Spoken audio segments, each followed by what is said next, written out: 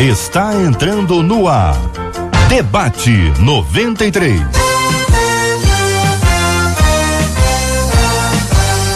Realização 93 FM. Um oferecimento Pleno.news. Um olhar diferenciado além da informação.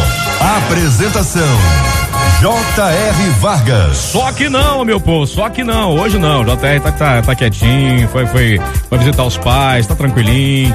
Amanhã ele volta. Amanhã que ele volta? Amanhã ele volta.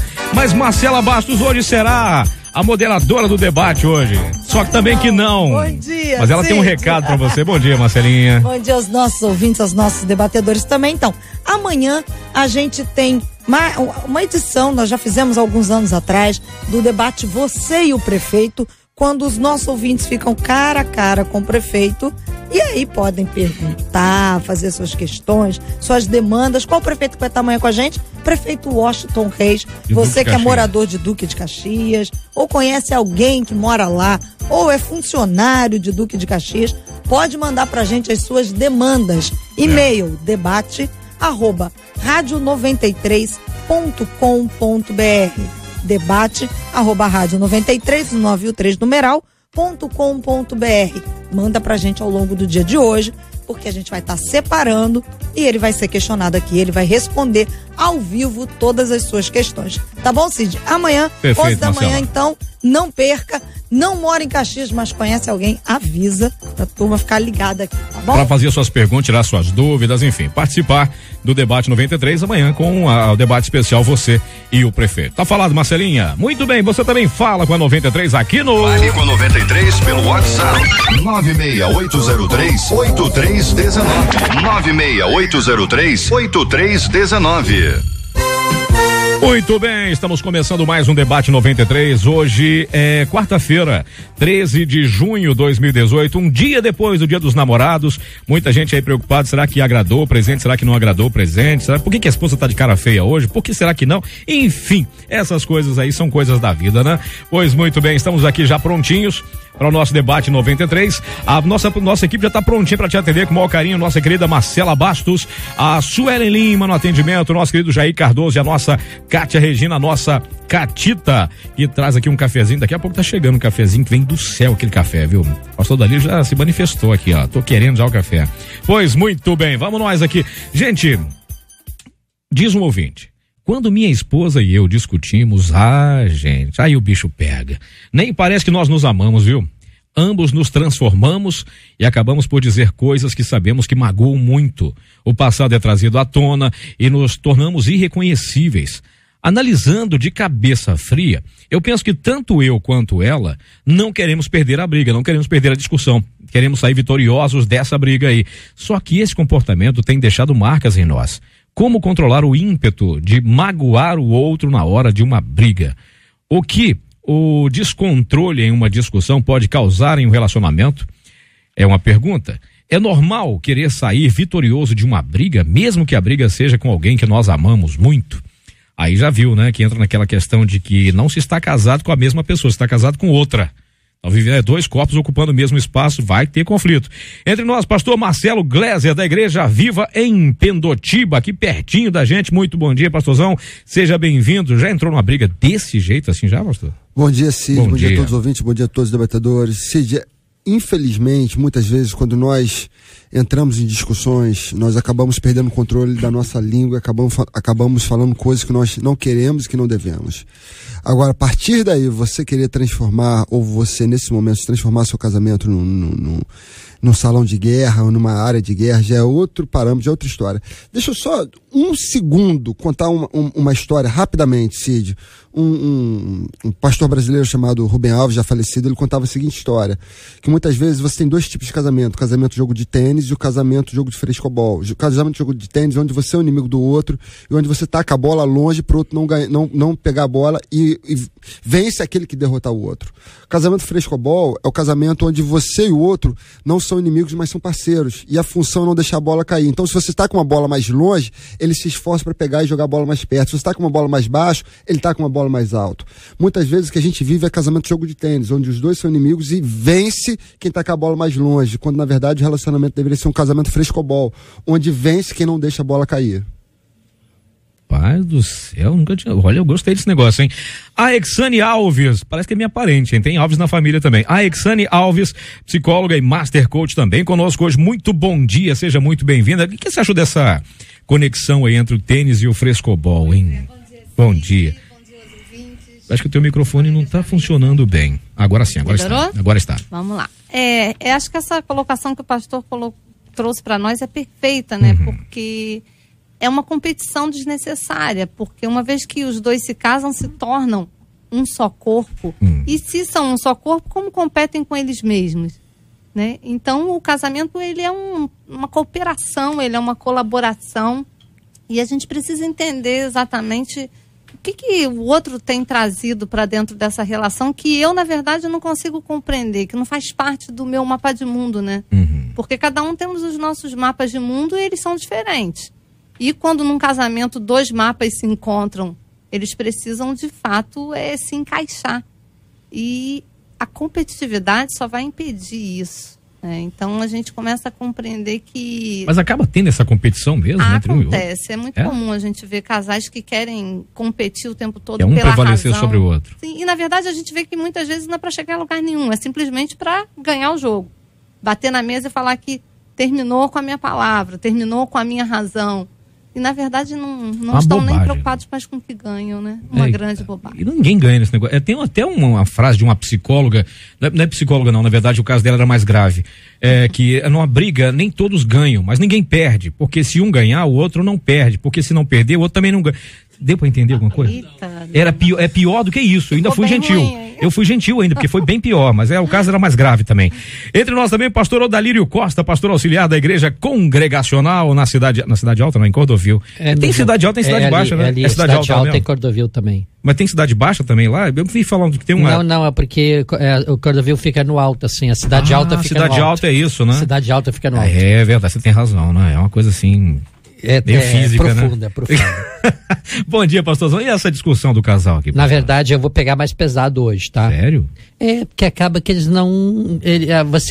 a pessoa não entende que não casou. Não entende que não casou. Porque casamento não é isso. Casamento tem que haver o ceder. E a pessoa tem que ter um foco. Qual o foco? Meu foco é estar bem com a minha esposa e com meu esposo. A partir desse foco, você tem que ir se organizando na hora que você está de cabeça fria, como ele falou aqui, ó. Agora eu estou observando que a gente briga muito, que a gente está em competição o tempo todo. Então, na verdade, é nessa hora que ele tem que começar a se planejar, para na hora que ele está chateado, ele não começar a soltar essas palavras, ele não querer ter competição com a esposa. Então, tem que ceder. Se não ceder, se não ter esse foco de construir essa história dos dois juntos, não tem casamento. E vai acabar esse relacionamento, essa tentativa de relacionamento. Esta é a verdade. Então, isso vale para todo mundo. A carne não se converte.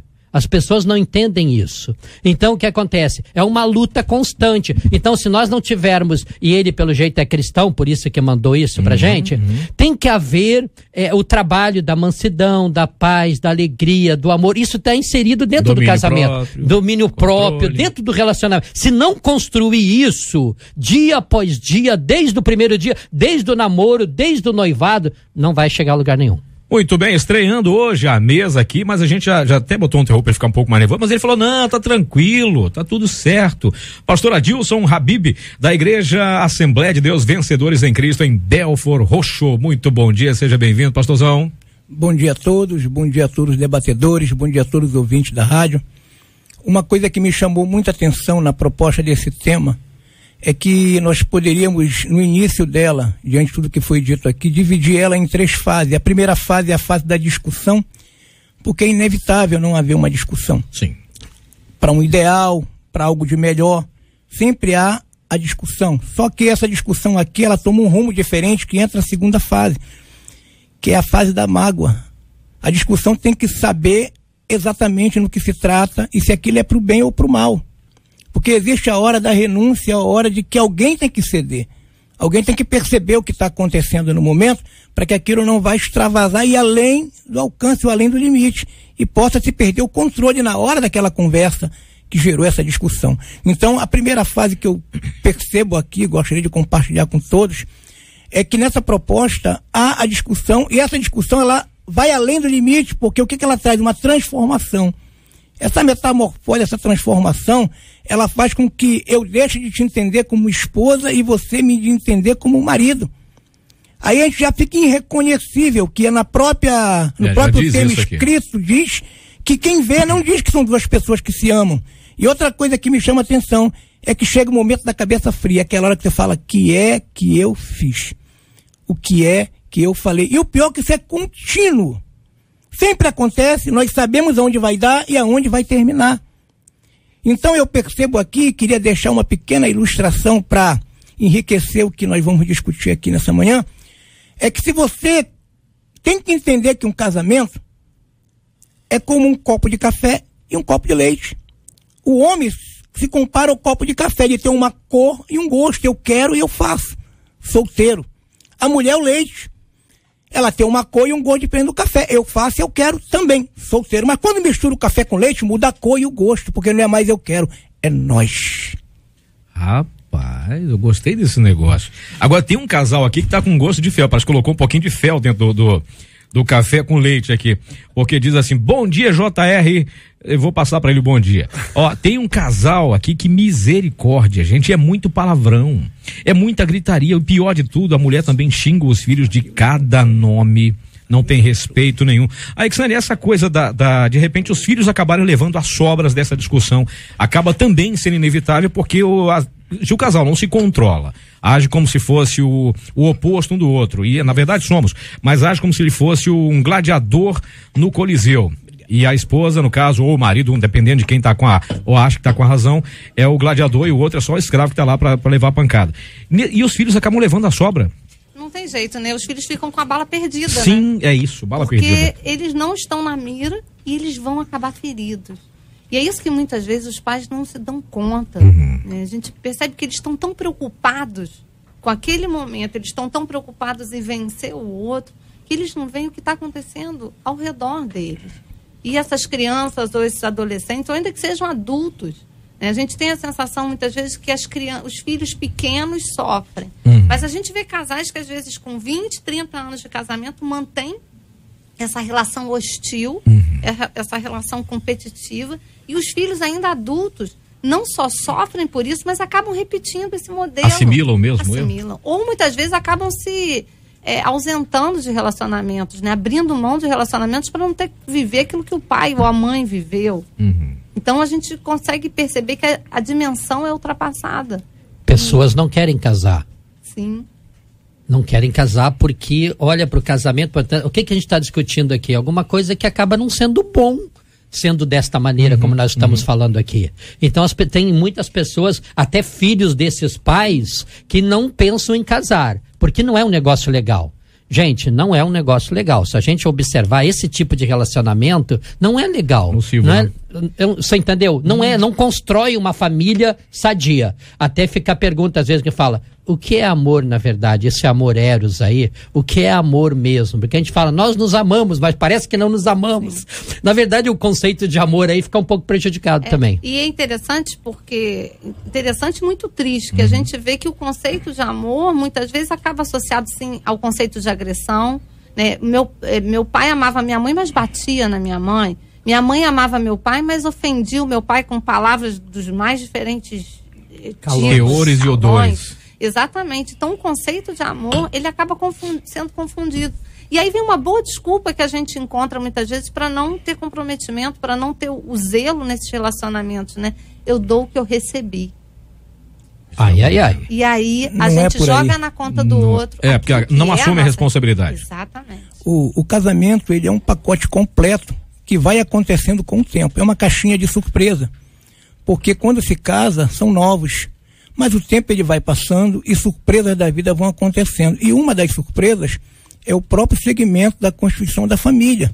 Quando vem os filhos, e os filhos, eles são os que mais sofrem com toda essa situação. São aqueles que mais carregam a consequência de uma vida má do pai e da mãe. Eu sou uma testemunha viva. Eu vim de Belém do Pará para cá, com 17 anos, tentar a sorte. Aceitei um convite para vir, por não aguentar mais ver meu pai bater na minha mãe. Então eu sou testemunha disso. Então os filhos, eles são exatamente o maior alvo, conforme foi dito aqui, por essa causa, por essa má compreensão, por essa má convivência, algo que, conforme eu disse no começo, se fosse analisado, que quando chega na discussão tem que haver um limite dobrado para não chegar a esse ponto. Marcelo Gleiser, tem essa questão de que um acaba tendo que ceder para que a coisa chegue a um ponto. Aí tem um ouvinte que pergunta assim, e quando chega numa fase em que só um lado cede? Esse tempo que chega que só um lado cede a discussão para não ter mais discussão, se torna o quê? A pessoa se torna meio que refém de uma situação que ela não consegue sair? Depende. Você pode encarar isso de duas formas, como a pessoa que resolve se acovardar e aí para tentar manter o status quo, o casamento, ela resolve se anular, ou você pode entender isso como uma pessoa que de fato está vencendo a discussão porque tem o autocontrole sobre si, o autocontrole sobre as suas palavras e decide livre e espontânea vontade não entrar na discussão. Cid, a Bíblia diz que bem-aventurados são os mansos. A palavra manso no grego é a palavra praófis. Essa palavra praófis, ela era usada no grego antigo para descrever um cavalo selvagem que estava sob controle. Então a ideia da mansidão não é a ideia da fraqueza, é a ideia da força controlada. Portanto, a pessoa que decide de livre e espontânea vontade, eu não vou entrar nesse círculo vicioso, eu não vou ficar discutindo, eu vou guardar as minhas palavras, eu vou usar as minhas palavras com sabedoria, essa pessoa não está se anulando, essa pessoa está tendo controle de si e controle da situação, porque quando você tem controle de si, você tem controle da situação. Lembra quando Jesus estava no barco, ele estava dormindo, os apóstolos estavam desesperados, os apóstolos naquele momento não tinham nem controle de si, nem controle da situação, só tinha uma pessoa ali que tinha controle de si e que consequentemente teve controle da situação, que era Jesus. Jesus estava calmo e tranquilo, tinha controle de si e tomou controle da situação.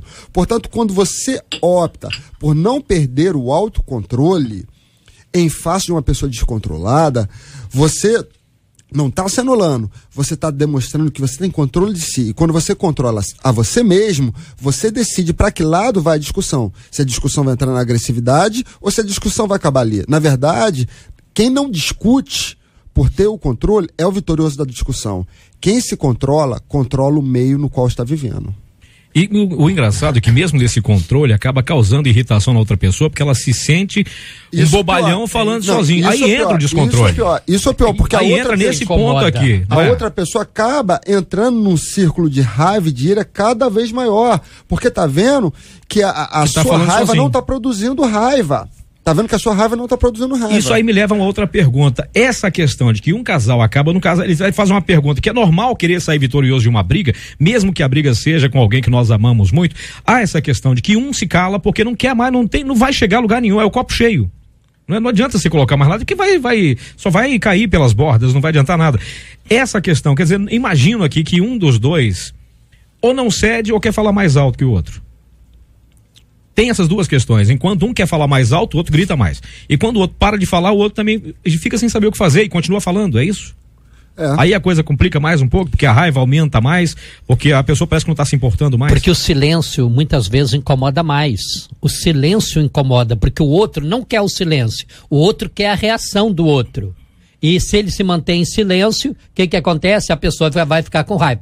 Na verdade, eu tenho uma história lá de casa, que, sabe quem é militar, gaúcho, chegar em casa, daí você quer ver as coisas certinho, direitinho, sempre chegava reclamando, tal, que é perfeccionista, tal. Até que a minha filha mais nova chegou um dia e falou, pai, 50 anos, né? Com 50, ela, pai, o senhor tá ficando velho e ranzinza.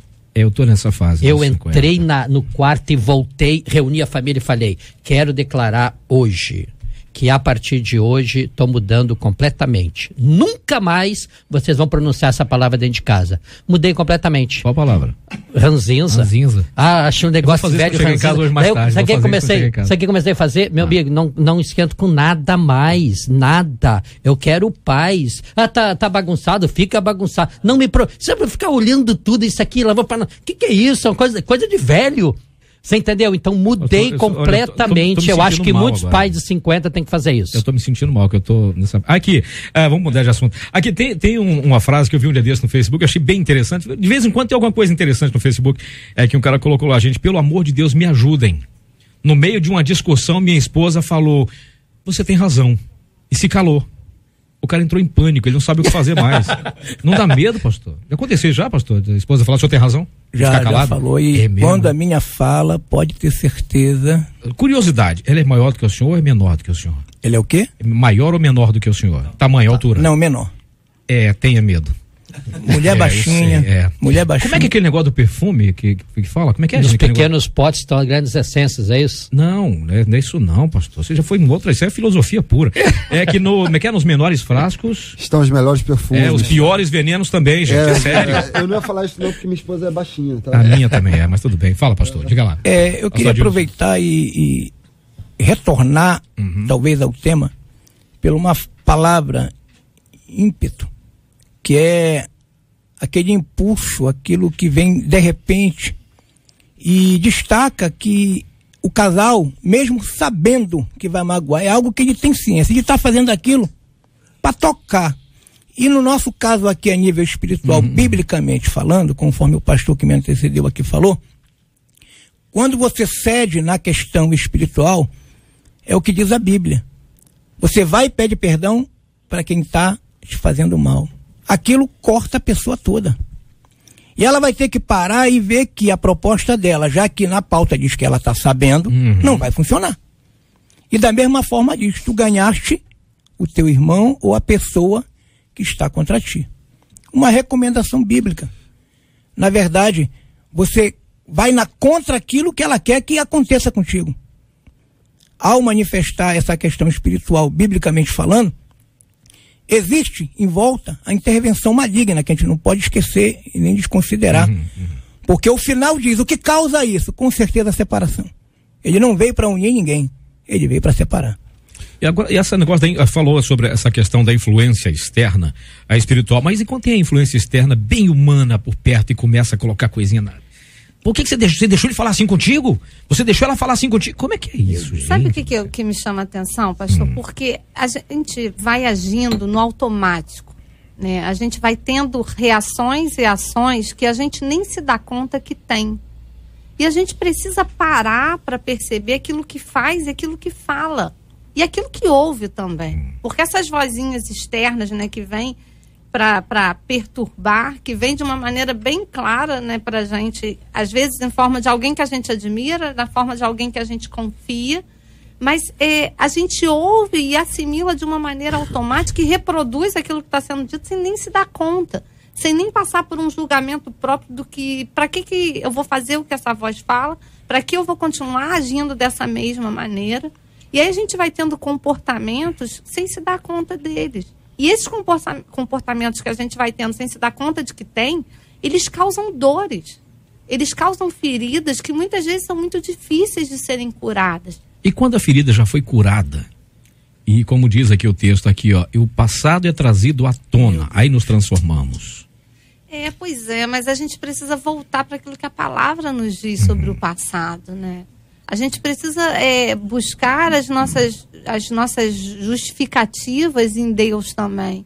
Porque se é um passado que eu já busquei, o arrependimento já me trouxe para um novo nível de relação com Deus, esse passado, mesmo que venha do outro para mim, ele não pode me alcançar, né? Eu acho que a grande resposta que a gente tem para esse conflito, para essa discussão que é interminável, porque esse casal, se ele não parar para se dar conta do que eles estão fazendo, eles não vão parar essa discussão nunca. Tem que dar um jeito de dar tem que dar um reset nessa situação deles aí. E o segredo, né?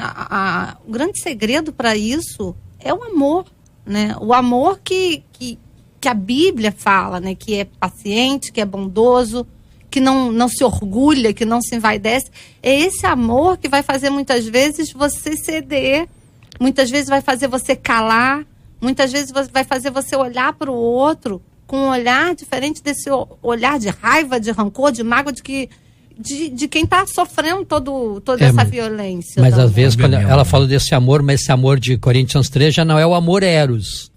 Ou seja, no próprio relacionamento, você precisa ter esse outro amor também. Sim. Porque essa amizade, essa atenção, esse carinho, esse desejo de acertar. Porque se um casal não tiver desejo de acertar, por mais que você perdoe, eu te perdoo, parei aqui. Mas se a pessoa não tem esse desejo de acertar, de reconstruir ou de construir alguma coisa, não vai a lugar nenhum. Com Essa certeza. é a verdade. Ou seja, passa muito, exemplo, eu e a minha esposa, assim, ao longo da história, às vezes falava alguma coisa do passado, sabe o que a gente falava? Sentava depois, nunca mais toque no passado, ele já foi perdoado. Cada vez que você toca, ele gera um problema no nosso relacionamento. Então você promete nunca mais tocar nisso? Ou seja, você entendeu? Tem que haver essa parada depois que tá tudo frio e negociar isso, negociar essa conversa. Porque eu acho que esse amor Eros, ele vai passar pela influência do amor ágape também. Da gente, muitas vezes... Mas se o casal der abertura para isso, né? Sim. Mas porque senão entra o claro que eu vou falar, é uma heresia que eu vou dizer aqui, é dentro Deus Ares, da mitologia grega, né? O deus da guerra, que aí acaba entrando, deixa o Eros e entra o Ares, aí complica a vida de todo mundo também. É verdade. Biblicamente falando, Jesus, ele demonstrou e falou a questão do amor em determinadas situações. Amor para a ovelha, amor entre irmãos, e destacou, através das cartas, o amor do marido para a mulher. E ele é muito amplo e seria bom que os ouvintes tomassem nota, porque Cristo disse: amai as vossas esposas conforme eu amei a igreja. Que amor é esse? Eu tenho que estar disposto a morrer por ela. E agora? Ou seja, ele misturou lá no meio, ele misturou os dois amores aí. Isso aí. Aí, para complementar, ele diz: amai conforme eu amei. Né? Então ele diz: o amor do marido para a esposa é o mesmo que ele demonstrou pela igreja, pela raça humana, pela humanidade. E a gente pode entender na questão do passado, Isaías, capítulo 43, do verso 18 ao 20, diz: não vos lembreis das coisas passadas e nem considereis antigas, eis que farei algo novo. A gente precisa viver a novidade de Deus na nossa vida. A construção disso. A gente vai mudar de assunto para o próximo assunto agora, mas tem uma consideração de um ouvinte que eu fiquei preocupado. Agora que eu li com mais atenção, olha, nós somos casados há 18 anos e vivemos nos degladiando literalmente. É um inferno. A minha filha é o para-raio dessa relação e ela só tem 9 anos. Eu não sei o que fazer. Olha só, olha o cúmulo aqui. Já pensei várias vezes em me separar. Não, tirar a vida dele. Tirar a vida. A coisa é bem mais séria. Pior. Tá um Essa caos. É a consequência, e né? mais, não consigo mais, vejam que é um casal evangélico. Não consigo mais ir à igreja, porque eu não vou mais viver de aparência na igreja. Nós nem nos olhamos na hora que o pastor pede para cumprimentar quem está do lado. É a pior hora do culto para mim. Olha o estado de degradação de uma relação que começou com eu amo você. Cid, posso só falar algo a esse respeito? Existem dois caminhos possíveis, e aqui eu quero trazer uma palavra para esse ouvinte ou para essa ouvinte que falou agora. Existem 2 caminhos, o caminho da autotransformação e o caminho da transformação do próximo. E aqui, como cristão, como pastor, eu acredito que a nossa transformação de um caminho de destruição para um caminho de vida, a nossa transformação passa de forma absoluta pela palavra e pelo Espírito Santo. Portanto, em primeiro lugar, se não houver uma consagração à palavra e uma dedicação a viver uma vida cheia do Espírito Santo, porque o Espírito Santo é quem faz frutificar os frutos dele em nós, nunca haverá mudança de vida. O grande problema de muitos crentes é que querem mudança sem esforço. Eu digo o seguinte lá na igreja: a salvação é pela graça, a santificação é uma conquista. E tem muito crente que não quer conquistar a transformação de vida, que não se dedica à palavra, nem à oração, nem à busca de uma vida cheia do Espírito Santo, e aí nunca muda, e vai viver nesse ciclo vicioso constantemente, o tempo todo. Mas eu já coloquei essa situação nas mãos de Deus, pastor, e agora? Deus não me ouviu ainda. Olha só, você colocou a situação nas mãos de Deus domingo, e Deus coloca a situação nas tuas mãos na segunda, dizendo o seguinte: olha, se você ajoelhar, orar, me buscar todos os dias, a coisa vai mudar. Deixa eu contar uma história rápida, Cid, rápida. Ouvi de um pastor americano, ele falou, ele estava para viajar, e aí chegou um membro da igreja dele e falou: pastor, eu estou com sérios problemas na minha vida, eu preciso de um gabinete, preciso de aconselhamento. E o pastor falou: estou viajando agora, volta aqui 15 dias, mas olha só, faz o seguinte, eu quero que durante 9 minutos do seu dia, eu quero que 3 minutos você ore, 3 minutos você lê a palavra e 3 minutos você medite naquilo que você leu. Faça isso todos os dias. Quando eu chegar, a gente vai conversar. 15 dias depois, aquele pastor voltou, ligou para o membro, ligou para a casa dele, pediu para a secretária ligar, a secretária ligou de volta pro gabinete do pastor, falou, pastor, sabe aquele membro que você pediu para eu ligar? Sim, sei. Ele respondeu que não precisa mais de gabinete, ele mandou te dar um recado. Ele falou, a minha alma foi curada. O grande problema, Cid, é que tem muito crente que não quer buscar a transformação de vida. Fica sentado esperando que a santificação caia do céu. E santificação é algo que nós conquistamos. Mudança de vida é algo que vem através do nosso esforço. Salvação é de graça, basta ajoelhar e crer. A mudança de vida vem através da nossa vida devocional, leitura da palavra, oração. A Bíblia diz, eu já vou falar isso para encerrar, a Bíblia diz que o nosso caráter está ligado de forma clara ao modo como nós pensamos. Se você pensar errado, seu caráter será errado. Provérbios diz isso, assim como o homem pensa no seu coração, assim como ele é. Romanos 12 diz isso, transformáveis na renovação do vosso pensamento. Portanto, se você pensa errado, vai viver errado. Então eu quero mudar meu pensamento. Como é que eu mudo meu pensamento? Meu pensamento absorve aquilo que eu leio e aquilo que eu vivo. Se eu não me dedicar a ler a palavra, meu pensamento vai ser um pensamento do mundo constante, e aí meu caráter será um caráter do mundo. Se eu sentar para ler a palavra com seriedade, estudar a palavra com seriedade e orar, a minha vida será transformada. Portanto, meu caro homem dessa relação, a esposa, trate um ao outro como você gostaria de ser tratado. A coisa melhora um pouquinho. Gente, o outro assunto é o seguinte, é que saindo dessa situação já do casal que está em conflito, aqui já entra no casal um pouco mais de lazer. As famílias brasileiras decidiram sair às compras e estão realizando mais empréstimos. Aí já complica um pouquinho. Um levantamento do site UOL, com base nos dados do Banco Central, mostra que as concessões de crédito em geral para pessoas físicas cresceram 8,3% no último ano. Um dos destaques foi o financiamento de carro, que saltou de 39% em relação a um ano atrás. Os dados apontam, em abril, as famílias financiaram mais veículos e usaram muito mais o cartão de crédito à vista. A Bíblia diz em Lucas capítulo 14, verso 28 a 30, qual de vocês, se construir uma torre, primeiro não assenta e calcula o preço para ver se tem dinheiro suficiente para completá-la, pois se lançar o alicerce e não for capaz de terminá-la, todos os que a virem vão rir da cara da pessoa, dizendo, este homem começou a construir e não foi capaz de terminar. Você já deu como as pessoas falam, um passo maior que as suas pernas? Você já fez algum empréstimo nos últimos tempos e a coisa complicou a tua vida? E aí, gente? O assunto está à mesa aí, a gente pode fazer um negócio aqui. Eu acho que falar de dinheiro, né? Falar de finanças hoje, assim, repercute muito porque a gente vive um tempo onde o dinheiro, ao mesmo tempo que é muito fácil, é muito difícil. A gente tem um acesso ao dinheiro de uma maneira que a gente não tinha tempos atrás dentro de empréstimos para adquirir bens de uma forma que era diferente antigamente, né? Eu me lembro do meu pai, para trocar de carro, era aquele sacrifício, aquela conquista. Hoje você vai lá e troca de carro. Se você vai pagar é outra história. Mas você consegue conquistar aquilo. Tem isso também, né? Não tem. Comprei um carro, sim, e aí? Pagar pois é muito fácil, mas por outro lado a gente vive uma grande crise financeira. A gente pior de tudo, bota um adesivo no carro, foi Deus que me deu. É isso. E quando a agência vai lá e te toma o carro agora? Foi Deus que tomou? Foi Deus que tomou. E acho que esse é o grande ponto, né, Cid? Porque o que acontece? A facilidade nos leva muitas vezes a dar os passos maiores que as pernas. E aí a gente sempre age como? Colocando na conta de Deus. Né? Se tá difícil, é provação. Se tá fácil. Se tá fácil, Deus mandou. Amém. Deus está pronto ali para nos abençoar.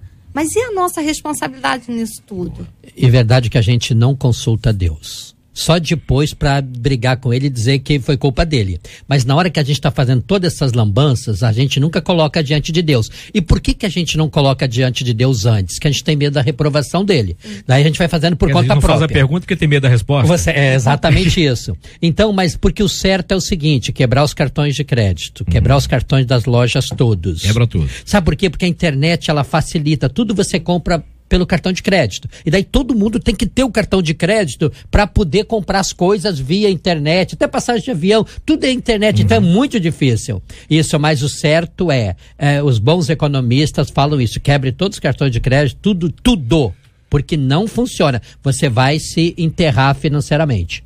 Sim, eu tenho uma experiência pessoal sobre isso, e para você ver a influência dessa questão da paternidade sobre a vida das pessoas, né? Meu pai era um homem extremamente de caráter, meu pai era um homem justo, decente, mas meu pai era uma pessoa que tinha problemas financeiros com a questão de dinheiro, não sabia controlar, não sabia guardar, e eu herdei isso dele. Bem-vindo ao clube. E durante muito tempo, a minha vida financeira foi um caos. Minha vida financeira era um caos, eu me endividei, minha vida financeira era um caos. E chegou uma hora que eu falei, chega disso, eu não quero mais viver isso para mim.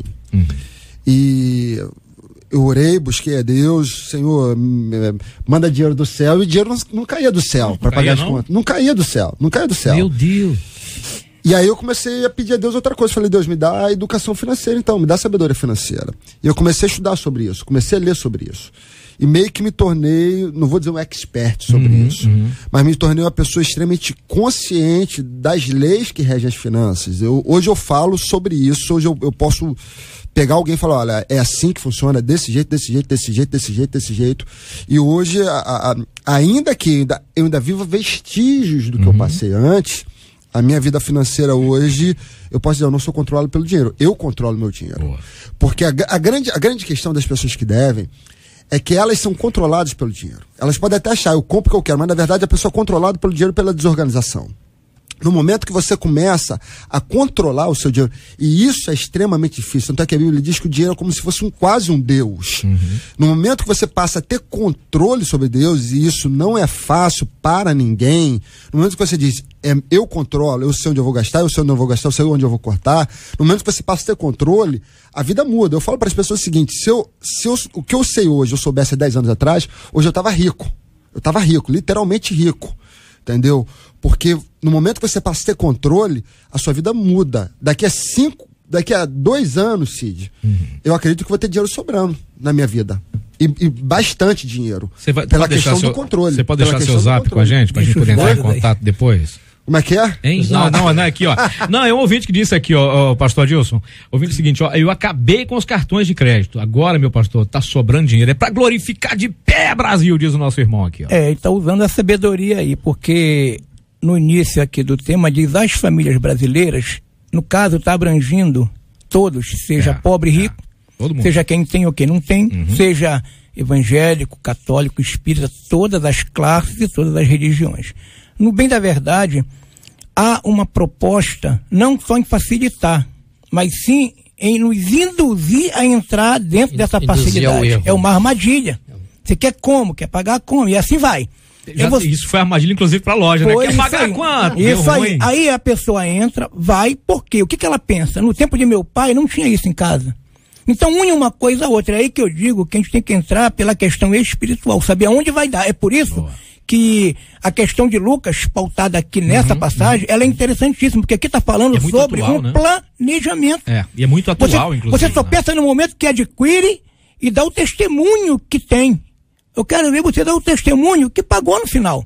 É aí que está o que da questão. É um planejamento. E aí, abrindo um parênteses, esse planejamento não é de uma pessoa só, é um planejamento familiar, que é a questão falsa. Cida, só para fechar isso aí, nós temos também olhar o lado... Não, tem uma abertura de uma armadilha que ainda aqui, bom. Ainda, a questão espiritual.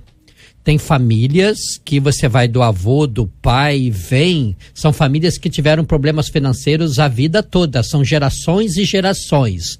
Ou seja, tem que quebrar aí a área também espiritual, nessa questão de problema financeiro. A pessoa ganha, tá sempre 100, sempre 100, sempre 100. Então eu entendo que também tem o lado espiritual aí, e nós como cristãos temos a questão também do dízimo. A fidelidade. Eu ia falar justamente sobre isso. Uma das primeiras coisas que o cristão tira quando tá devendo é o dízimo. Então ele tá devendo cartão, tá devendo lojas americanas, tá devendo lojas não sei o que lá, das quantas. Ai meu Deus, vou tirar dinheiro da onde? O primeiro lugar que ele tira é do dízimo. Só que é o lugar onde ele não pode tirar dinheiro. Ele não deveria mesmo. Onde ele não vai dever. Por quê? Porque se ele for fiel com o dízimo, a Bíblia tem promessa para o dizimista. E mais do que promessas, Deus vai dar sabedoria a ele para lidar com todas as dívidas dele. Então, ele não pode tirar do dízimo. O dízimo é um absoluto. É literalmente roubar a Deus. É você pegar aquilo que é de Deus e ficar para você, e você diz, olha, se eu tirar do dízimo, eu vou conseguir pagar a conta. Só que você não consegue. Por que você não consegue? Porque se você tira do dízimo, as portas começam a se fechar. E quanto mais você deve, mais tira o dízimo, mais você deve. Portanto, a primeira medida para nós cristãos, necessária, absoluta, para sairmos da dívida e termos educação financeira, para nós cristãos, é sermos absolutamente fiéis no dízimo. Ainda que você deva tudo e todos, sermos absolutamente fiéis no dízimo. Cid, já teve alguns meses na minha vida que eu falei, eu não vou conseguir chegar no dia 30. Tá sobrando assim, mês demais. Eu era fiel. Chegava no dia 30 e falava, que maravilha é essa? Tá, entendeu? Deus é absolutamente fiel. Deus é absolutamente fiel. É verdade. Só para pontuar aqui antes, que o Marcelo agora há pouco falou sobre o fato de ele ter aprendido a lidar com essa questão, e tem um ouvinte que já quer que você abra uma consultoria. Ele perguntou, eu quero aprender esse mistério, pastor, pois eu me enrolei todo, eu tô com a corda no pescoço. Meu irmão, tira a corda daí. Porque o pastor falou, né? Fala de princípio mesmo. Princípio quebrado tem consequência. Sempre tem. Né? E a questão do dízimo é muito séria. Né? E a gente vê que exatamente é isso que acontece. Deus vai entender, porque eu tenho tanta coisa para pagar, eu não posso deixar de pagar meu plano de saúde, eu não posso deixar de pagar a escola dos meus filhos, mas Deus vai entender que eu vou deixar de pagar o meu dízimo. Por uma boa causa. Por uma boa causa, né? E não é assim que a coisa funciona. Essa matemática, de fato, não vai bater. Né? E a gente percebe que quando o princípio do dízimo, ele é levado, de fato, com lealdade, não importa a situação, essa situação muda. Agora, também a gente ouve muita gente falar assim, eu dizimo, sou dizimista fiel e estou vivendo isso. Por que Deus está deixando eu viver isso? E aí, mais uma vez, que a questão deixa de ser da responsabilidade de Deus. Uhum. E aí, o que acontece? Ela tem um bom motivo para deixar de dizimar também. Essa aqui tem. Ela está sendo abençoada por Deus. O grande problema, ela tá gastando mais do que o que ela está recebendo de Deus. E ela não para de gastar mais do que ela tem recebido de Deus. Aí o ciclo nunca vai acabar. Tem um ouvinte dizendo que, gente, olha, é de Deus esse assunto que vocês estão falando sobre o dízimo, viu? Em relação ao dízimo, meu marido vai operar agora e acabou de me dizer que não tem o dinheiro da anestesia. Daí eu falei, olha, ainda não dei meu dízimo do mês. Se ajudar, eu posso repor. Pode usar. Ele disse, não, nesse a gente não pode mexer de jeito nenhum. Sendo que ele não dá o dízimo ainda. Ele não é um dizimista. Quem é dizimista é ela. E falou, não, nesse a gente não pode mexer de jeito nenhum, não pode mexer nisso aí, não. E vocês começaram a falar exatamente na hora que nós estávamos conversando aqui sobre isso. Agora imagine se de repente a gente está nesse momento, nesse dilema, dou o dízimo, não dou o dízimo, devolvo o dízimo, não devolvo o dízimo, e de repente a gente levasse um choque e você olhasse pro braço. Não faça isso, porque tem um assunto, gastar dinheiro mais do que ganha é um problema sério, é bastante comum. Agora, você sabe que teve uma empresa britânica que criou uma pulseira que ela vai começar a punir a pessoa quando a pessoa gastar mais do que deve. São as pulseiras, elas dão um choque de até 225 volts. Gente, isso é muita coisa para punir e tentar evitar os maus hábitos. O usuário pode programar o seu limite de gastos. O software já está pronto, mas pode demorar em alguns meses ainda para que os primeiros usuários possam testar. O choque vai doer, gente. Segundo os executivos, por trás da criação, as pesquisas mostram que as pessoas mais jovens, com 40 anos ou menos, se mostraram mais interessadas pela ideia. Mas quem tem mais de 50 não se empolgou muito, não. Tá vendo? A gente não precisa desse negócio aqui que a gente tá mais, né? Você usaria essa pulseira? Para quem você daria essa pulseira de presente? Aí entra aquela questão, já tem sapato no guarda-roupa que não cabe mais nada. Mas eu quero comprar mais umas 4 bolsas e mais 2 sapatos. Por favor, a sua defesa, minha cara aí que sai. Meu Deus, em relação eu sei que você não faz isso. Eu sei que você não vai levar choque dessa pulseira, que você é uma pessoa controlada. Mas muita gente vai morrer eletrocutada. Vai mesmo, é? Vai. Meu Deus. Eita. As pessoas de fato não têm noção do que ganham e do que gastam. Semana passada eu recebi uma mulher, por acaso, era mulher. Por acaso. E a grande questão dela era porque ela é bem sucedida, ela tem um bom salário e ela não sabe o que acontece, que o dinheiro não dá. Quanto você tem de despesa fixa? Não sei. Tá. Quanto você ganha ao todo? Não sei. Ou seja, como ela vai planejar ou como ela vai usar aquilo que ela não conhece? Você não sabe o que tem. Agora, o planejamento muda tudo na vida de uma pessoa. Né? Quando a gente consegue construir esse planejamento, tendo noção do que a gente tem, do que a gente precisa, do que a gente deve, isso fica muito claro. Agora, é preciso muito domínio próprio para aprender a ter um estilo de vida diferente do que de repente teve até aqui. E as pessoas muitas vezes não querem abrir mão. Eu falei para uma pessoa essa semana, falei, olha, lembra dos 7 anos das vacas gordas? que foi tudo guardado em celeiro para 7 anos das vacas magras? Se o Senhor está te dando hoje um bom emprego, um salário bom ou um salário, procure guardar alguma coisa, porque pode chegar um momento que você vai ter que alçar mão disso que ele está te dando hoje. E não vai passar falta depois. Isso é muito importante. Inicialmente falando, eu gostaria até de descontrair um pouco, dizendo que isso aí deveria ser um EPI. O equipamento de proteção individual, essa pulseira. É verdade. Até porque tem um ouvinte aqui dizendo exatamente que ia precisar disso. Ela falou que Cid, bom dia, eu ia morrer eletrocutada. Misericórdia, Jesus. Jesus tem que ter misericórdia, pastor? É verdade, é porque não basta apenas carregar a Bíblia, porque às vezes a gente carrega e não faz uso dela. E o planejamento, o fundamento da questão de dízimo, conforme o pastor que me antecedeu falou, que replanejou sua vida, com certeza ele começou pelos primórdios espirituais para chegar na questão material. Se não começar pelo espiritual, não vai chegar a lugar nenhum. E baseado na questão da pulseira, é interessante, eu precisaria usar uma dessa. Sério, pastor? É interessante, porque eu quero dar para os meus filhos o que eu não tive. E muitas das vezes o amor de pai fala mais alto. Mas está explicado, porque é o seguinte, aqui fala que as pessoas com menos de 50 não se preocupam muito não, só os que têm mais de 50. O senhor está com 36, eu acho. Não, eu faço 50 já. Ah, então você tá no limite do risco ainda, pastor. Dezembro eu faço 50, com certeza. Ô, Jesus. Então isso seria um dispositivo, já que a pessoa não consegue se controlar, não se conscientiza que não pode ultrapassar e passar o limite, ou gastar aquilo além do que tem, do que pode. Teria que ter algo. Lá em casa, meu dispositivo é minha esposa. Passou, ela, aí não dá. A pulseira, no caso, é ela, mas não dá choque, né? É bom que não dá choque. Não, mas pode dar um beliscão. Dói também. Marcelo, você usaria uma pulseira dessa, pastor Marcelo? Hoje não. Hoje não. Hoje, graças a Deus, eu não preciso mais dessa pulseira. É mesmo? E vou te dizer, eu acho ineficaz, porque a pessoa que quer comprar vai arrancar a pulseira do braço e vai comprar. E depois bota de novo. E depois põe de novo. Então é ineficaz. A mudança, volto a dizer, ela começa internamente. A mudança começa com um processo mental, começa com uma série de tomadas de decisões que não vão ser fáceis. Mas você concorda que tem pedra que ela só se afia com outra pedra? Você concorda que tem pessoas que só vão aprender, só vão criar o hábito de se controlar se tiver alguma coisa assim para lembrar? Vocês acham que isso é possível? Não? Cid, eu acho que varia de pessoa para pessoa. Tem pessoas que chegam no fundo do poço e falam, agora chego, vou mudar minha vida, e mudam realmente.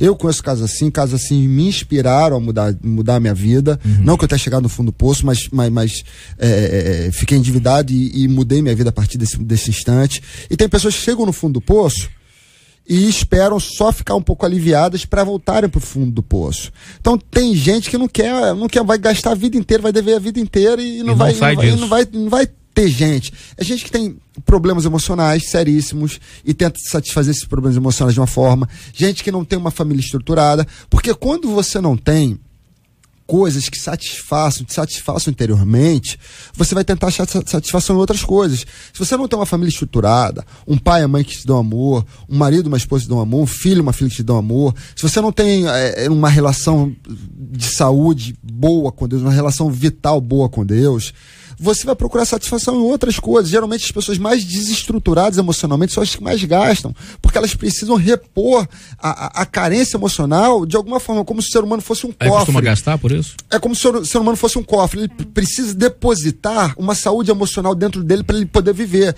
E quando ele não encontra essa saúde emocional em relacionamentos legais, em relacionamentos bons, ele vai tentar depositar o dinheiro nesse cofre dele de outras formas. E aí vai sair comprando. Aí dá ruim, né? Gente, o conselho então para as pessoas é isso que a Bíblia fala aqui mesmo, né? Essa coisa de ir lá em Lucas 14, 28 a 30, planeja antes de gastar. Bem colocado isso. Senão você não vai ter que usar essa pulseira. Como diz a Exane, a gente vai ser eletrocutado com esse negócio. Vai matar muita gente. Ai, eu tô fora desse negócio, vou usar isso não. É o seguinte, a web, nos últimos dias, ela foi bombardeada por memes. Eu não consigo entender essa palavra, meme. Eu não consigo entender isso. Memes, paródias, textos e até campanhas publicitárias sobre o viral do momento. São coisas que acabam entrando, né, com essa coisa de tecnologia, né? Viral, meme. Quanto custa o outfit? Postado por uma dupla de youtubers. Os rapazes têm mostrado nos vídeos uma galera que antigamente era um navio, hoje é um símbolo de pessoas juntas, né? Uma galera que não poupa dinheiro na hora de se vestir e ostenta sem cerimônia peças exclusivas que chegam a custar até 40 mil de grife de moda urbana. Tem até um menino de 12 anos com um relógio de 30 mil reais. O meu custa 30, mas é 30 reais só. Às vezes. Ostentar seria uma necessidade de aceitação, uma forma de poder ou ambas as coisas. Como pensar de maneira que a Bíblia nos ensina quando o que está em jogo é uma guerra entre o ser e o ter? Essa coisa de ostentar, coisa de comprar coisas de marca só... Você está comprando para você ou para os outros, afinal de contas? Na verdade, biblicamente falando, eu não encontro promessa de luxo com relação à igreja na face da terra. Eu encontro promessa de suprir necessidade. E necessidade é aquilo que se vai usar. É aquilo que se vai precisar, não aquilo que se vai esbanjar. Então eu entendo que tem muita gente confundindo as coisas, principalmente no meio cristão, que depois que eu passei para a igreja, agora eu vou prosperar. Bom, se você se reeducar financeiramente. Mas é que o pessoal entende errado, falou em prosperidade, pensa logo em dinheiro, não tem nada a ver com dinheiro. O pessoal, eles imaginam que dar vida e vida com abundância é você ser o bambambam rico. Não, vida é a vida que tu vive, e abundância não é aqui, não precisar de nada. Certeza. Existe um texto na Bíblia que ele é muito interessante, eu acho que ele vai abranger vários assuntos que foi dito aqui. Em Lucas 18, a partir do verso 24, você vai ver Pedro fazendo uma pergunta para Jesus: Senhor, eu larguei tudo para te seguir. Tem gente que põe na cabeça que se for seguir Jesus, se tiver no meio evangélico, viver em torno do nome de Jesus, ele vai ter aquela vida maravilhosa e vai ter tudo. Nós vamos entender que todo texto tem o seu contexto. E essa chamada, essa fala de Pedro com relação a Jesus vem lá de Mateus 4, quando Jesus começa a pregar a partir do verso 17. Jesus vai chegando na beira da praia, tem 2 pescadores, um deles é Pedro. Jesus fala: larga tudo e me segue. Eles largam. Só que os ensinamentos de Jesus para os discípulos era para moldar caráter. E eles iam decidir se iam querer ou não. Tanto é que largaram tudo e o seguiram. Sendo que no meio do caminho eles encontraram um jovem rico, um rapaz que ficou marcado na Bíblia como o único que foi rindo para Jesus e voltou triste. Porque ele disse: bom mestre, o que fazer para herdar a vida eterna? A pior coisa que tem é fazer uma pergunta para Jesus tentando pegar ele na curva. Não pega. Jesus disse: olha, antes de Jesus abrir a boca para falar, ele disse: porque eu já observo a lei. Aí Jesus: então vou te provar na lei. E ele disse: amo o pai, amo a mãe, faço isso, faço aquilo. Então tudo bem, pega tudo que tu tem, vende e dá para os pobres. Aí tu terás um lugar no céu. Presta bem atenção. Quem está observando a cena é Pedro, aquele que largou tudo. Na cabeça de Pedro, que está com um caráter para ser moldado e aprender o que é e o que não é. Porque hoje em dia aprendeu a ensinar o que dá certo e não o que é certo. Deu certo, ok. Está errado, não pode dizer que se ensina o que dá certo, e sim o que é certo. Pedro está observando toda a cena, e esse para mim foi um dos maiores ensinamentos para ele. Pedro não aguentando, quando Jesus vira, depois que o jovem vai triste, Jesus vira para o discípulo e Pedro fala: Senhor, nós largamos tudo para te seguir. E aí? Aí Jesus falou: não há quem tenha largado trabalho, casa, pai, mãe, por causa de mim, que não receba muito mais nessa vida, na vida por vir e na vida eterna. Então eu entendo que tem bênção para hoje, tem bênção para amanhã e tem bênção de morar no céu. De que maneira nós vamos entender isso? Nós vamos entender o seguinte: bênção para hoje, bênção para amanhã e bênção para a vida eterna é para quem larga tudo e segue, não para quem diz: eu sou de Jesus e quero fazer conforme. É aguardar a hora dele. Cid, só complementar, só 2 coisinhas. Em primeiro lugar, dinheiro em si não é pecado. A Bíblia diz que o amor ao dinheiro é pecado. Então o dinheiro em si não é pecado. É você, agora, quando você tem amor pelo dinheiro e você quer dinheiro a qualquer custo, isso sim é pecado. Segundo lugar, para mim, a melhor definição de riqueza está lá em Provérbios capítulo 30. Provérbios capítulo 30 vai dizer o seguinte: o autor ele escreve o seguinte: Senhor, não me dê pouco não me dê pouco para que eu me revolte contra ti, nem me dê muito para que eu me afaste de ti. Isso. Então, para mim, esse é o ideal. Não me dê pouco, porque se me der pouco, vou me revoltar contra ti. E nem me dê muito, porque se me der muito, pode ser que eu pegue esse dinheiro e me afaste de ti. Então, o ideal é você caminhar nesse meio termo. Eu não quero o exagerado e não quero pouco. Se Deus me abençoar, me der o exagerado, me der muito, o que ele me der muito, João Calvino dizia que o ministério do rico era compartilhar sua riqueza com o pobre. Isso. Então, se ele me der muito, o meu muito é para abençoar o reino dele. Agora, se ele me der pouco, pode ser que eu me revolte e fique triste. Então, o ideal é caminhar nesse meio termo. Nem muito, nem pouco, aquilo que Deus me der. Ele pede o necessário, aquilo que foi dito. Também vem aquela pergunta: o que é bênção? Receber minhas bênçãos. O que é bênção? Nós temos no Rio de Janeiro mais de 600 favelas. e pessoas de Deus vivendo muito mal. Então, todos esses teriam que se revoltar contra Deus também. E como eu trabalho há mais de 30 anos em comunidade, são pessoas muito felizes, entendeu? Lá dentro, ou seja, que se acham que estão na bênção. Eu tenho um amigo que foi morar na Barra, 2 anos depois ele voltou. Eu falei, cara rico, ficou muito rico. Eu falei, meu amigo, você voltou? Barra não, Lagoa. Por que você voltou? Ele, pastor, eu não aguento mais o desejo de voltar para a favela. O senhor lembra aquele bico? No bico que a gente faz churrasco, todo mundo participa. Pastor, eu fiquei na Lagoa há 8 anos. Ninguém nem falava comigo, só o porteiro e o pessoal da faxina. Ou seja, daí a benção, onde estava a benção dele? Estava lá na favela. E eu acho que isso tem muito a ver também com o significado que tem para cada um, né? Esses jovens, qual o sentido para eles do relógio de 30 mil? Isso tudo tem um significado, né? E é importante a gente tentar compreender o significado que tem pro outro. Psicologicamente, isso, o que é na cabeça dessas pessoas? Essa coisa do ter demais e mostrar isso? Na verdade, pode ser relacionado a diversas coisas, mas pode estar muito relacionado também à questão do poder, né?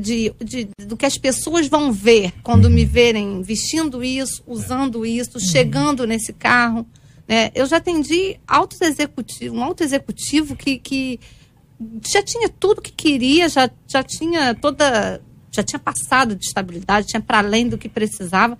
E ele falando para mim de que tinha comprado um carro muito caro, e ele falando que tinha comprado esse carro, na verdade, porque um dia um grande cliente o humilhou porque ele tinha sido pobre. E quando ele viu esse cliente, que deixou de ser cliente dele, saindo num carro maravilhoso, de 100 mil reais, ele falou assim, ele vai ver, eu vou ter esse carro só para um dia ele saber que eu tive. É esse o sentido que muitas vezes, e tem, ele comprou exatamente esse carro de 100 mil reais só para que o outro saiba que ele tem. Ele tem a mesma coisa que o cara já sendo rico. Mas tem rapaz que já foi um dia necessitado. Mas tem rapaz que, homens que tem aquele carro bonito, tudo porque as meninas só olham pro carro bonito. Daí ele e aquela história, o mundo trata melhor quem se veste bem? Também tem isso. Já acabou esse negócio? Não tinha acabado esse negócio? Não, as pessoas querem ser admiradas, né? E elas não medem o que vão fazer para isso. E aí entra, né, uma vaidade muito grande, né, uma ostentação muito grande, de talvez mostrar. No caso dele, ele tinha o dinheiro para ter isso. Mas para mostrar, ele acabou... E muitas vezes a gente vê que as pessoas não têm e vivem uma realidade totalmente fora, ou melhor, vivem uma mentira. Né, totalmente ostenta, fora da realidade, mas na volta para casa, se tiver uma sardinha na geladeira, é muito. Então, dentro da comunidade, de comunidade, das favelas mesmo, tem muitas lojas de marca. Para as pessoas que só ficam ali dentro, só se vestem ali, muitas lojas de marca. E o pessoal só se veste de marca. Nessa questão que você levantou no início, perguntando aqui para psicóloga, a gente vai entender que dos sapatos, né? A gente vai entender que no acúmulo de bens, em carros de grande valor, Jesus disse que Deus não se constitui no bem que o homem possui. Para dizer que Deus está, eu não preciso ter muita coisa. E no acúmulo de sapatos, eu não encontrei na Bíblia Jesus mandando ninguém acumular nada e nem conquistar para acumular na terra. Então eu entendo que ele diz que é para repartir, compartilhar. É aí que está a questão. Enquanto alguns estão pensando em acumular, o cristão de verdade devia repartir. Amém. Se tem uma muda, 2 mudas, dá uma e fica com uma. Não, pessoal, não, eu tenho uma, mas se puder me dar 2, eu quero. Opa! A coisa mudou um pouco. Gente, já são 12h03. Nosso tempo, lamentavelmente, já se findou-se, como diz lá na minha terra, já se findou-se. Agradecendo demais a presença do pastor Adilson Habib, da Igreja Assembleia de Deus Vencedores em Cristo, em Belfort Roxo. Obrigado pela sua presença, pastor. Deus abençoe. Muito obrigado, quero agradecer muito a Deus, agradecer também ao deputado Haroldo Oliveira pela oportunidade. Quero agradecer também ao meu amigo pastor Ângelo Ventura, que foi o veículo. O grandão. Isso, o veículo para que eu viesse até aqui. Ele é presidente lá do Ministério Terra do Deus Vivo, lá de Belfort Roxo. O meu pastor Marcelo Marcena, da Assembleia de Deus Vencedores em Cristo. E meu amigo que me acompanha aqui, pastor Alexandre Nascimento, da Assembleia de Deus, Palavra de Deus de Belfort Roxo. Um grande beijo para minha esposa e a todos que estão aí nos ouvindo em nome de Jesus. Qual o nome do pastor que veio com o senhor? Alexandre Nascimento. Sendo Nascimento, também canta? Mas é de outra linha dos Nascimento. Canta muito, né? Corinho de Fogo. Isso aí. Então, tô falando, todo Nascimento canta, não tem jeito não. Pastor Dalírio Costa, pastor auxiliar da Igreja Congregacional de Cordovil, obrigado pela presença, campeão. Deus abençoe. Boa tarde a todos. Eu quero mandar um alô especial para minha igreja em Cordovil, todos que estão na escuta, aos meus amigos do Facebook que sempre acompanham, que eu sempre desde ontem já coloco, estarei em debate amanhã. Daí o mundo todo entra em ação. O mundo todo entra em ação. Não, 50 mil pessoas. 50 mil pessoas entram em ação. Então, os meus amigos do Facebook, uma boa tarde para vocês. Olha aí o cara. A Exane Alves, psicóloga, Master Coach, obrigado pela sua presença, benção, seja sempre bem-vinda. Obrigada, Cid, é uma alegria estar aqui mais uma vez. Obrigada, Marcela, pelo convite. Né? A voz do além. Ela poderosa. É a voz do além. E é sempre muito bom compartilhar, aprender aqui com os pastores, poder estar levando também todo esse debate, né? Toda essa discussão para fora, né? Verdade. Para fazer as pessoas refletirem, pensarem. Então é sempre muito bom. Quero agradecer, deixar um beijo para minha filhinha Olivia, que está me ouvindo. Agradecer meu sócio Leandro Galhardo, que veio aqui comigo. Mandar um abraço pro meu pastor Claudio da Igreja Batista Atitude e até a próxima. Querendo Deus, estaremos juntos em breve. Aliás, a gente sempre tem que ver, quando ela falou da filhinha, um monte de coraçõezinhos saíram dos olhos dela, que eu vi pelos olhos da fé aqui. Pastor Marcelo Gleiser, nosso economista na mesa, obrigado pela sua presença, da Igreja Viva em Pendotiba. O pessoal vai começar a te procurar lá, vai ver só. Querido, Cid, pra mim foi uma honra estar aqui com você mais uma vez. Sabe que eu adoro você, Cid. Você é alegria. Amigo. Quando eu penso na alegria, eu penso em você, Cid. Você é alegria em pessoa, querido. Continue sempre assim. Foi uma honra estar aqui ao lado dessas pessoas tão maravilhosas, Marcela. Quero mandar um abraço pra toda a Igreja Viva lá de Niterói. Minha esposa, minha filha, minha sogra, todo mundo tá ouvindo, o pessoal da igreja todo tá ouvindo. Então manda um abraço pra todo mundo. Eu tô esperando, quero sair daqui hoje com um frasquinho de água do Rio Jordão pra eu batizar o pessoal. Quero saber se trouxeram pra mim. Fala com Marcela Bastos. Quero saber. Marcela, ela trouxe uma parte do Rio Jordão lá. Eu quero o pessoal lá da igreja tá querendo ser batizado com a água do Rio Jordão. Com a água do Rio Jordão? Eu quero um frasquinho. Meu Jesus. E ela teve também lá no tanque de Betesda. Teve lá. Entrou. Não, mas não tem nada lá, não tem água lá, mano. Tá seco há um tempão. Mas teve no Rio Jordão também? Teve. Então eu quero um frasquinho de água. Marcelo, deu ruim pra você, Marcelo. Eu queria pedir hoje a nossa menina da mesa, a Exane, por favor, nos leve a Deus em oração. A gente encerra assim o debate. Amanhã a gente volta com mais uma edição do nosso Debate 93, aqui para abençoar a vida dos nossos ouvintes. Nota 10, estão ligados com a gente, por favor. Obrigada, Senhor, por essa manhã tão preciosa, porque podemos estar aqui falando de coisas que são comuns no nosso dia a dia, que são coisas naturais, mas que também são assuntos sobrenaturais. Assuntos que nós precisamos, ó Pai, da sua inspiração, nós precisamos da tua intervenção para poder lidar nesse dia a dia, nesse mundo conturbado. E a gente te pede de uma maneira muito especial, que o Senhor possa intervir na vida desse casal, na vida de tantos outros casais e tantas famílias, Deus, que são dilaceradas, Deus, por conta da vaidade, por conta do orgulho, por causa da razão. Que o Senhor possa realmente restituir relacionamentos, Pai. Mas, acima de tudo, restituir o relacionamento que cada um tem contigo, Pai. Porque só assim entenderão o relacionamento que precisam ter um com o outro. Obrigada por essa manhã, por tudo que o Senhor tem feito, através dessa rádio, através dessa equipe, dos pastores aqui representando, ó Deus, o teu reino, que no nome de Jesus, Pai, o Senhor possa conduzir-nos, Deus, para exatamente estarmos acertando o alvo que o Senhor tem para cada um de nós. Obrigada, nós te louvamos e te engrandecemos em nome de Jesus, Pai. Amém. Que Deus te abençoe. Você acabou de ouvir Debate 93.